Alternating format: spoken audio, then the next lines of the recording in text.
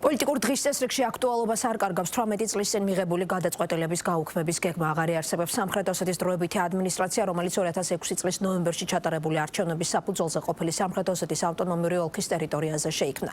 საუბარია ადმინისტრაციაზე, რომელსაც წლების განმავლობაში დიმიტრი სანაკოვი ხელმძღვანელობდა, 2022 წლიდან კი ისთამას ბესტაევმა შეცვალა. დროებითი ადმინისტრაცია წარმოდგენილი იყო ჟენევის მოლაპარაკებების დელეგაციაშიც. მმართველი პარტია ადმინისტრაციის შექმნას და 2006 წელს ჩატარებულ არჩევნებს კონსტიტუციის დარღვევად სეპარატისტული პროცესების ირიბაღიარებად და 2008 წლის ომის ხელშემწყობ წინაპირობად აცხადებს. კანონის დამტკიცების შემთხვევაში გაქრება 35 წლის წინ გაუქმებული და წლების შემდეგ დაბრუნებული ტერმინი სამხრეთ ოსეთი. ოპოზიციის ნაწილი ტერმინის ცვლილებას ეთანხმება, თუმცა შენიშვნები აქვს სხვა მიმართულებით. საკანონმდებლო პაკეტის მიმართ სკეპტიკურად განწყობილი პოლიტიკური ძალები ჟენევის მოლაპარაკებებზე პოზიციების შესუსტების რისკზე მიუთითებენ. შეფასებებში გაცილებით რადიკალურები არიან იმ პარტიის ლიდერები, რომელმაც 18 წლის წინ დროებითი ადმინისტრაცია შექმნა. ყოფილი სამხრეთ ოსეთის ავტონომიური ოლქის ტერიტორიაზე 2007 წელს შექმნილი ადმინისტრაციულ-ტერიტორიული ერთეული ოფიციალურად 1 იანვრიდან გაუქმდება. შესაბამის ცვლილებებს ქართული ოცნების ავტორობით მომზადებული ის საკანონმდებლო პაკეტი ითვალისწინებს, რომლის განხილვაც პარლამენტმა საკომიტეტო ფორმატში დღეიდან დაიწყო და პირველი მოსმენით უკვე იურიდიულ საკითხთა კომიტეტის მხარდაჭერაც აქვს. მიზანი საბოლოო ჯამში არის ის, რომ ერთი მხრივ მოხდეს არაღიარების პოლიტიკის გაძლიერება და ასევე აღდგეს, რა თქმა უნდა, კონსტიტუციურ სამართლებრივი წესრიგი. დღეს ჩვენ გვაქვს ესე იგი იმგვარი სამართლებრივი მოცემულობა, რომელიც აი ამ ადმინისტრაციულ ტერიტორიული ერთეულის და ამ ტერიტორიული ერთეულისთვის ესე იგი შესაბამისი ადმინისტრაციის ფუნქციონირების ფონზე ქმნის აბსოლუტურად არაკონსტიტუციურ მოცემულობას. უნდა მოხდეს გაუქმება ყოფილი სამხრეთ ოსეთის ავტონომიური ოლქის ტერიტორიაზე დროებითი ადმინისტრაციულ ტერიტორიული ერთეულის. სამხრეთ ოსეთის დროებითი ადმინისტრაცია ნაციონალური მოძრაობის ხელისუფლებამ 2007 წელს შექმნა, რასაც წინ უძღოდა 2006 წელს ჩატარებული არჩევნების საფუძველზე სამხრეთ ოსეთის ადმინისტრაციის ხელმძღვანელად დიმიტრი სანაკოევის გამოცხადება და ადგილზე ალტერნატიული მთავრობის შექმნა. წინა ხელისუფლების ამ ნაბიჯს მმართველი გუნდი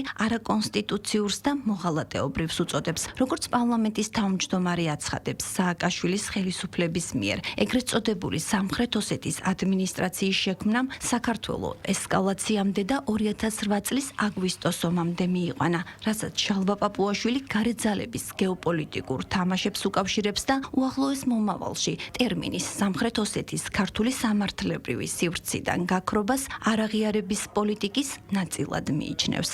შექმნეს ყველანაირი წინაპირობა, მათ შორის სამართლებრივი მხრივ, იმით რომ ადმინისტრაციულ საზღვრები აღადგინეს და მეორე შექმნეს ის ესკალაციური გარემო, რამაც მიგვიყვანა 2008 წლის ომამდე. გადაწყვეტილება იყო გარედან ნაკარნახევი და ეს იყო სხვა გარე ძალების გეოპოლიტიკურ თამაშში საქართველოს შესაძლო პაიკად ჩართვა. კოითი ფანდარასტით რომ დადიოდნენ და სიმღერით და დოლით რომ ეგონათ რომ ტერიტორიულ მთლიანობას აღადგენენ და ეს ხალხი დღეს კიდევ რო პოლიტიკაში არის. აი ესე ქარაფშუტობით ქვეყანა რომ ომში შეიყვანეს, ეს არის იმის დასტური თუ რასთან ქონდა ჩვენ საქმე. ქართული ოცნების ავტორობით მომზადებულ საკანონმდებლო პაკეტს ოპოზიციამ მწვავედ აკრიტიკებს. ნაციონალური მოძრაობა ამ ინიციატივას ქართული ოცნების ღალატის ქრონიკა დაფასებს და აცხადებს, რომ მმართველი გუნდი ბოლოდროინდელი ნაბიჯებით საქართველოს ოკუპირებული ტერიტორიების აღიარებისთვის ემზადება. სამხრეთ ოსეთის დროებითი ადმინისტრაციის გაუქმება კითხვებს უჩენს გიორგი გახარიას გუნდს და ინტერესდება ეს გადაწყვეტილება ჟენევის მოლაპარაკებების ფორმატში საქართველოს პოზიციებს ხომ არ შეასუსტებს, რის გამოც გიორგი შარაშიძე მმართველ გუნდს ამ ტერიტორიული ერთეულის გაუქმების ნაცვლად ტერმინის სამხრეთ ოსეთის სამაჩაბლოთი შეცვლას თავაზობს. ოპონენტების ბრალდებებს უსაფუძვლოდ მიიჩნევენ მმართველ გუნდში. ხალხის ძალის და ქართული ოცნების შეფასებით 18 წლის წინ სამხრეთ ოსეთის ადმინისტრაციის შექმნით ნაციონალური მოძრაობის ხელისუფლებამ სეპარატისტი სეპარატიზმის ლეგიტიმაცია ირიბად აღიარა და დღეს ამ ადმინისტრაციული ერთეულის გაუქმებით ქართული ოცნება ქვეყნის ტერიტორიულ მოწყობას კვლავ კონსტიტუციურ ჩარჩოებში აბრუნებს. ღალატის ქრონიკის ლოგიკური დასასრული სწორედ ეს არის. ამის ნაწილია მათ შორის ივანიშვილის ბოდიშები ოკუპანტების მიმართ, ამის ნაწილია ომის საკუთარ ქვეყანაზე დაბრალება. რუსები დიდი ხანია ოკუპირებული რეგიონების საოკუპაციო რეჟიმების აღიარებას ითხოვენ როგორც დამოუკიდებელ მხარეებს და ჩვენ ახლა ვხედავთ, რომ საქართველოს მოღალატე რეჟიმი შესაძლოა სწორედ ამ სცენარისთვის ემზადებოდეს. დაიწყო ივანიშვილის მიერ საჯაროდ ბოდიშის მოხდით ოკუპანტის წინაშე, შემდეგ ეს გაგრძელდა წულუკიანის კომისიით, შემდეგ ამას მოყვა გიორგი გახარიას წინააღმდეგ ქართული მიწების დაცვის გამო აღძრული საქმე. ამ ყველაფერს ოდესაც მოყვება უკვე ეს ახალი ინიციატივა, რა თქმა უნდა, ეს აჩენს ბევრ კითხვის ნიშნებს. მაპროვოცირებელი გახდა ეს და შეიძლება კიდევ მომავალშიც გახდეს, რასაც ქვია შენ თვითონ, როცა გარკვეულ სამართლებრივ სტატუსს ანიჭებ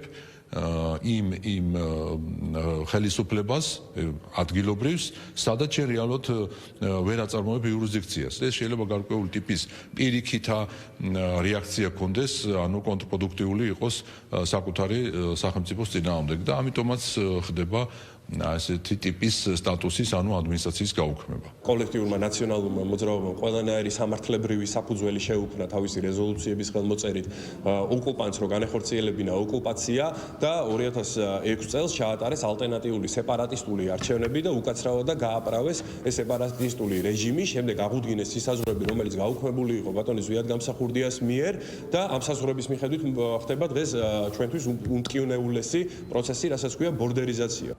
სამხრეთ ოსეთის ავტონომიური ოლქის ტერიტორიაზე სააკაშვილის მმართველობის დროს შექმნილი ადმინისტრაციულ-ტერიტორიული ერთეულის გაუქმების საკითხს პარლამენტი კომიტეტების შემდეგ სასესიო ფორმატში განიხილავს. საკანონმდებლო ორგანო ქართული ოცნების ავტორობით მომზადებული საკანონმდებლო პაკეტის საბოლოოდ დამტკიცებას წლის ბოლომდე გეგმავს.